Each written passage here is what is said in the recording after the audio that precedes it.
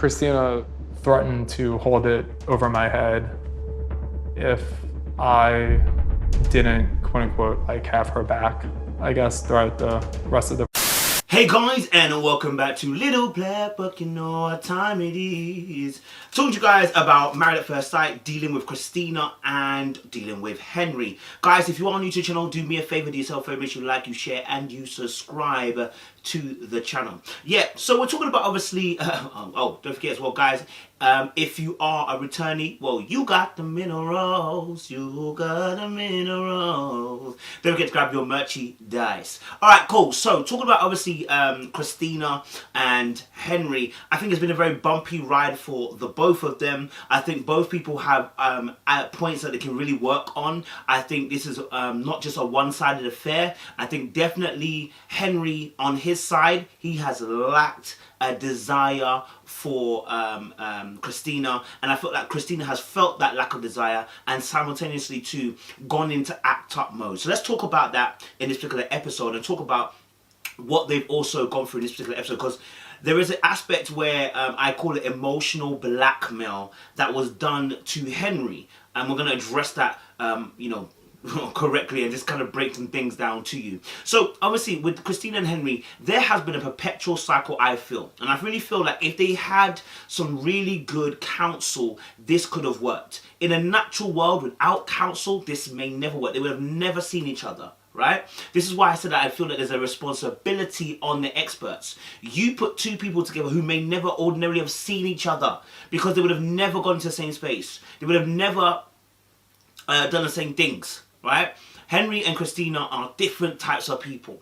Kind of sums up every problem I've had with her leading up to this moment. You two are very different. I mean, we all saw it like early on. Yeah. So, but they have some similarities in the way that one pulls out the extrovertedness and the one pulls out a more introverted aspect and perspective to life. So let's talk about it. Henry here, from the very beginning of the show, has lacked a complete desire for Christina. I'm going to be very, very frank with you. And the lack of ability of conversation, which I feel maybe from his end, maybe because he doesn't see her on that intellectual level, and so therefore cannot mesh well with her. And I can tell you now, when you are a person who likes a certain level of conversation, you have a mental aspect when it comes to conversation. The way that you see life and the way you want to talk about life. There are certain people that you know when you talk to them, you get a vibe, you get on, it makes sense. And there are other people who, when you begin to speak to them, they're not bad people, they're just not on your level when it comes to the mental aspect. And remember, mental intimacy is about how do we connect on a mental level. Do we share the same ideas, the same thoughts? Do we share the same intellect? You know what I'm saying? Are we able to dialogue and discourse on certain topics which are dear to me and dear to you? And so that's a very key component to any relationship, and having, especially if you feel like you're a certain level of intellect. Now, when obviously that part potentially is missing, and then you step forward to show a lack of desire for the woman that you're with. Remember, Henry's been suffering to even say that that Christina looked good. Yeah? Henry's been struggling from the beginning to say, listen, Christina looks good. Yeah? This was always going to be a I'm going to grow to like you situation. And unfortunately, I will say this, I feel it's much harder for men to do the whole I'm looking at you and I'm going to like you and I'm going to let my attraction to you grow. We saw Zach talk about it, he ain't never doing it. You know what I'm saying? We're seeing Henry here, he ain't never doing it. You know what I'm saying? Like, men are, I'm not saying they're visual creatures per se, because that just means that we're simplifying them. But there is an aspect to men which is that it's rarer that we grow in the attraction level. And the reason why I think is because, first of all, society, we have the benefit of the fact that there is less of us, it seems. You know, we have a greater choice of women in abundance. So we don't have to think about trying to find a girl who's just good and then letting attraction grow. Plus, we don't get hurt as often. And when I say that, it means that, not that men don't get hurt. If you think that's what I said, then you need to rethink your strategy. What I said was that oftentimes when people are getting hurt, when it comes to males and females, males are often inflicting the pain on women. Okay, you put your hand out, and I'm sure if you count all your friends, 10 of them, I'm sure we put 10 women in a room and put 10 men in a room. How many of the men will say they've been visually hurt by a woman, and how many women will say they've been really hurt by a man, right? And so what I'm saying here is that in that society where men don't often get as hurt as women, we have the luxury of choosing a partner who is attractive to us. Whereas women are learning through experience. Let me make it very clear. Women are learning through experience that, listen, good look don't mean good man. You understand? Like, if good looks match good man, a lot of us wouldn't even be in a relationship with certain girl. I'm going to be honest with you. You understand? All right, cool. So, with Henry and Christina, what I saw was a perpetual cycle, which is the lack of desire from Henry, then triggering the insecurity in Christina. No matter how much she thinks she's confident, how much she thought she actually went past it and actually no longer has self-confidence issues. She's got a lot. They are deep down, deep in her heart. You understand? Deep down in my heart. You know that song. All right. So when Henry doesn't give her the attention that she thought that is normal for her, her natural reaction was to go back to her learned state. And I'm used to someone putting me in my place. Yeah. And that, first of all, that's disgusting that I have to do that. It's Yeah. kind of like I'm making up my own. Which is, I've got to fight for my corner. And in that fight for my corner, lying came out, manipulation came out, insults came out, her rude tone came out. You know what I'm saying? Because what's happening is that the person is triggering the old you, if you want to call it, or should I say the younger you. Because the defense mechanisms in our mind, let's get into it. The defense mechanisms in our mind, all right, we build walls. Okay, and so I call Christina's behavior almost like an acting out, right? She thought that she was over this wall. This is why when she was talking about Henry in a way where she thought that Henry when he was talking about his particular shortcomings and the fact that he didn't feel as confident, etc., etc.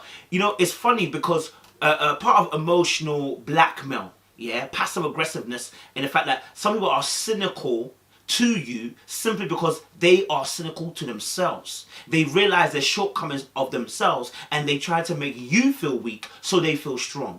When I am down, when I am on. Okay, so alright, so you know what I'm saying? So when you see Christina's behavior towards Henry, where she couldn't give him grace for his shortcomings in the weeks beforehand, it was actually a signal about how she felt about herself. She's not as confident as she says she is.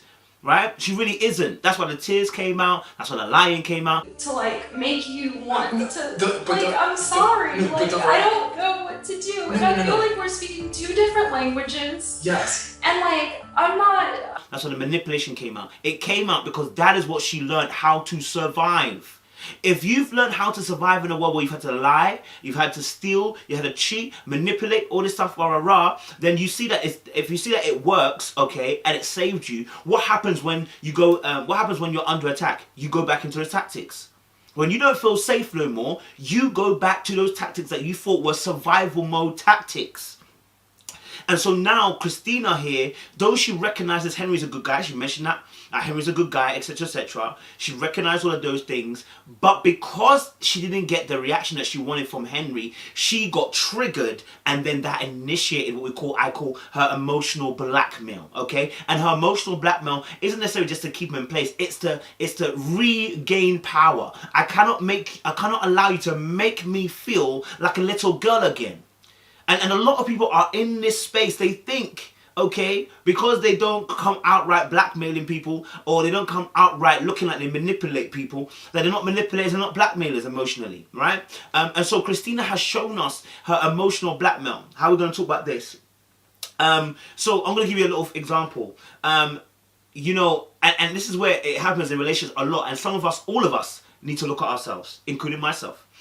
For instance, a situation comes where, let's say, you're late for work, right? You're late for work, and obviously, you couldn't get to work on time. So when you get home from work that day, you start cussing your partner and saying, oh, I was late to work because you couldn't give me a lift. But you knew your partner said, I have an appointment today. I can't give you a lift. So your lateness now, you're now trying to make him feel guilty, okay, to try and trip him into a guilt to make yourself feel better. But actually what you're failing to do is look at you and yourself. It's a form of emotional blackmail. I know some of us can be like, whoa, no. Your frustration now has turned into an emotional blackmail. You're doing what children do. So you see that whole crying aspect when a parent tells a child off when you've been naughty, it's the same thing. It's an emotional blackmail. It's an emotional manipulation, trying to get the adult to feel sympathy and empathy for you in that moment when you've done wrong. You've done wrong. I've corrected you. Why are you crying? And so the same thing happens when we grow as adults. We learn these tactics. Maybe not crying as such, although we saw it from Christina, but we see these things where, like I said, you put the blame falsely on someone else, knowing that the person couldn't do anything else, and it initiates guilt. And so what we're looking for is compliance, okay? To the person to obey and to feel this guilt so that next time they'll do what we want them to do, right? Oh, man, I'm telling you. So when Christina does this thing, we saw in the last few episodes that she spoke quite candidly about, well, I say candidly, but she spoke about the fact that she had texts about how gay Henry is. If she did receive a text, which I have yet to see just in general, to like hold it over my head and threaten to release it. Okay, and so what was interesting about it is that when obviously they were asked for the text, she didn't have them.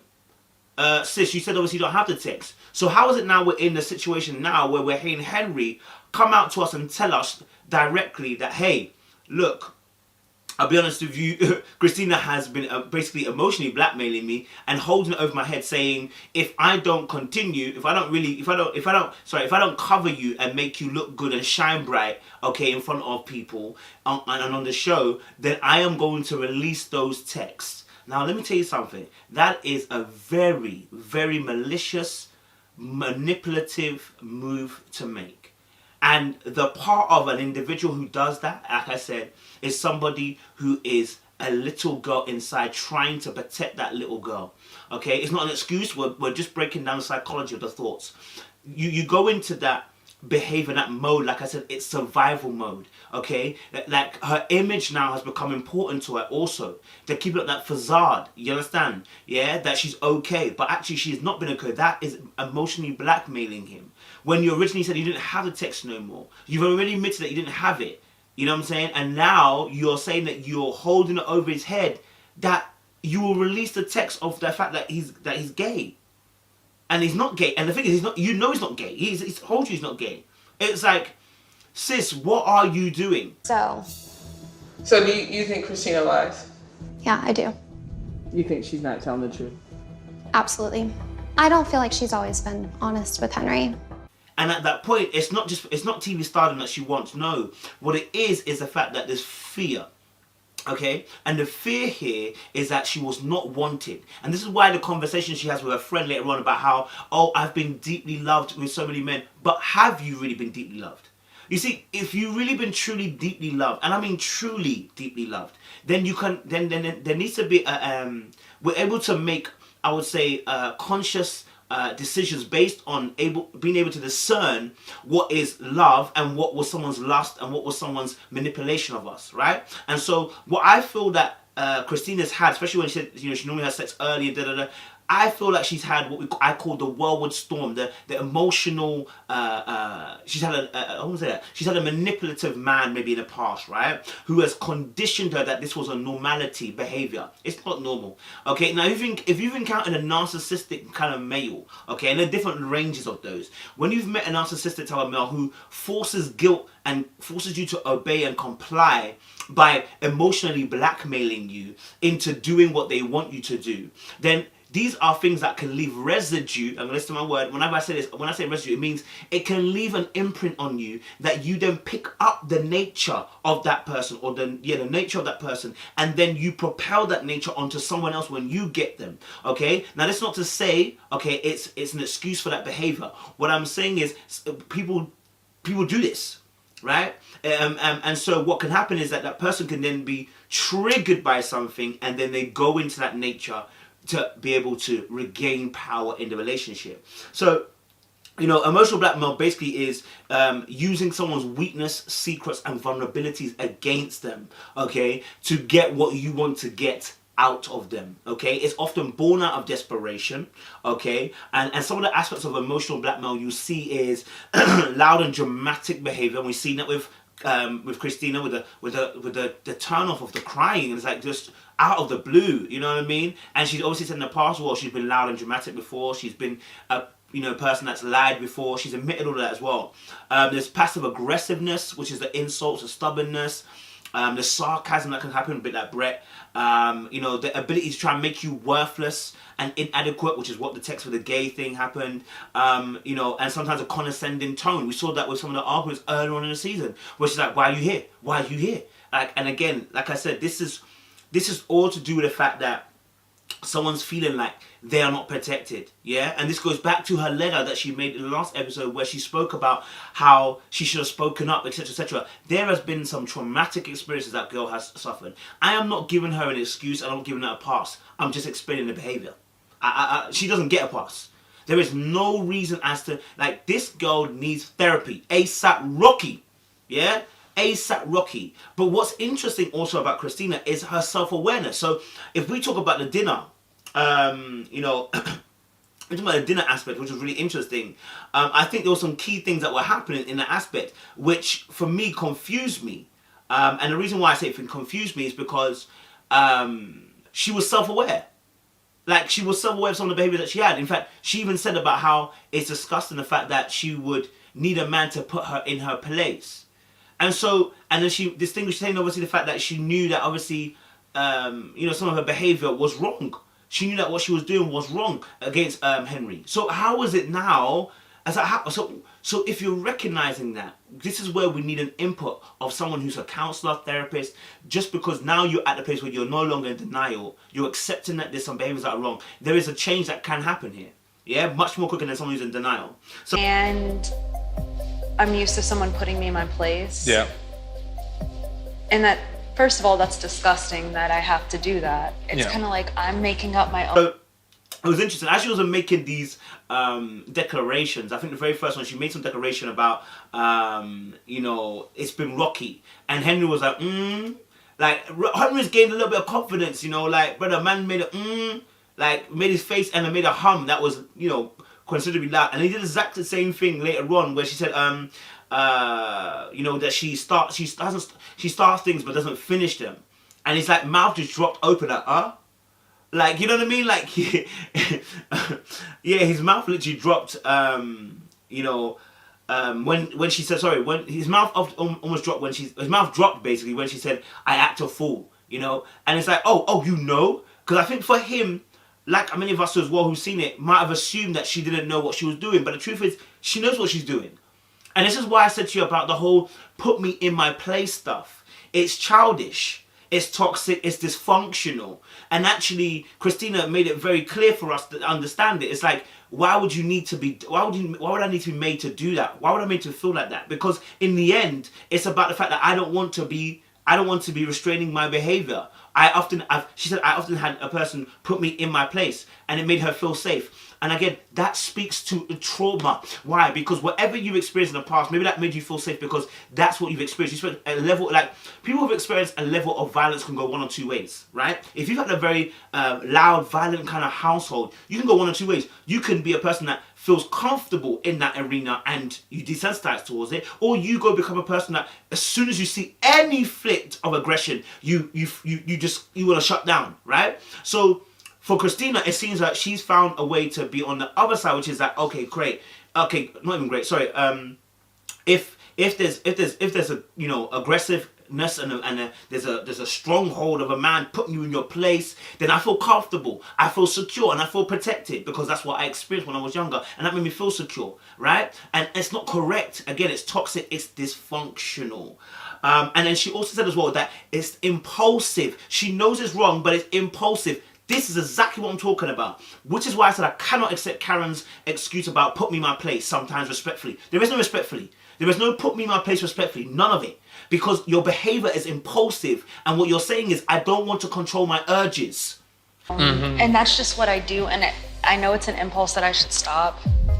But it still is hard for me. I want to be, and that's why I said it leans into cruel behavior, because you know exactly what you're doing and you're testing the person to see their boundaries, because that makes you feel safe. You're just as bad as somebody saying, I want to make the person feel jealous. That makes me feel safe. It's still toxic, it's dysfunctional, and we're not having it. You understand? So same way I launched at Karen, I'm saying, Christina, you can't have that behavior in a marriage.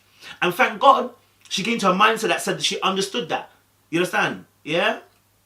And so she said, obviously now she's starting to, I guess, rethink, rethink. And again, that just speaks to the fact that, she's aware of what has gone wrong and what she's done wrong. Whether she's ready to do the work to kind of change that perspective about herself, we'll have to find out. Maybe we'll never find out. But I don't think this relationship is going to be the right time for her. This marriage is going to be the right time for her, unless someone steps in and is able to talk to both of them, which I don't think will happen, right? But I want to just go back to the original point I made about Henry not desiring Christina. So towards the end of the dinner, she asked him, "What do you like about me?" And again, Henry. 16 weeks that we've been married. What's some of the stuff that you like about me? Which again leads a person to make them feel like, okay, there's not much that you like about me because you're struggling to answer this question. Do you know what I mean? And so I know obviously he said that, I definitely admire your just ability to be spontaneous and everything. Is that what we're going for now, Henry? Oh man, bro, listen, you're not doing too much right now. You know what I'm saying? Like, and that's what I'm talking about, that it fed into Christina's insecurity and fears. That his lack of desire for her made her feel like she was a little kid again, not being wanted. You know what I'm saying? And this is where daddy and mummy issue, and we're going to talk about Amani and Woody, and I'm going to talk about this, where in Woody's case, yeah, the reason why Woody is intense in his feelings is because he needs that back. Why? Because if you didn't have a dad that wanted you, any form of rejection after that can, for a lot of people, can make them feel like they've been rejected all over again, not because of what you've done, but because of what you triggered inside of them. Do you understand? And we're going to discuss that in the Amani and Woody situation, because that's quite deep in itself. So I really felt like, obviously, I don't agree with Christina's behavior at all, but I can see the perpetual cycle of how she got triggered into this. And so when she starts crying and Henry's like, "Oh, don't cry," she said, I haven't been hearing such words. Why? Because these words have not been coming. Why? Because whatever you've been dating, you said you're deeply loved. I don't think you've been deeply loved. I think you've been deeply hurt. I think people have been presenting love in a wrong way, and this little bit of, words of affirmation, some affectionate words that are kind, and bear in mind as well what the letter was about as well. Remember, the letter was a deep thing. I really think that just exposes the fact that maybe in the past, Christina, you've not been in healthy relations at all, and we know that because a friend told us that. So I really felt like just the fact that if you started crying because you heard those words, that can be an indication of a lack of hearing those words when you were younger or in the past as well. So, again, that deeply loved, and it's funny because the last kind of word she said after that was that, "I forget how routine you are." I was like, what? Babe, so you couldn't find any kind words to say to Henry? Your words were, "I forget how routine you are." And I was like, I hope that's just a cut. But if it's not the cut, again, it talks about remember I told you about the passive aggressiveness, the cold cut, dry tone, to almost hurt the person, because you want a reaction from them. Because when you get a reaction out of them, then it means they care. It's toxic, man. So, yeah, they're not going to make it. Even when he was leaving, she was still in the bed. Ain't nobody hug nobody. Ain't nobody get close to anybody. In fact, they have not been getting close to each other since the beginning of the season. It's been doom and gloom since then. So, guys, make sure you like, you share, subscribe. Click on the bell button for notification of the uploads. And for those of you returnees, you already know what time it is. You got the minerals. You got the minerals.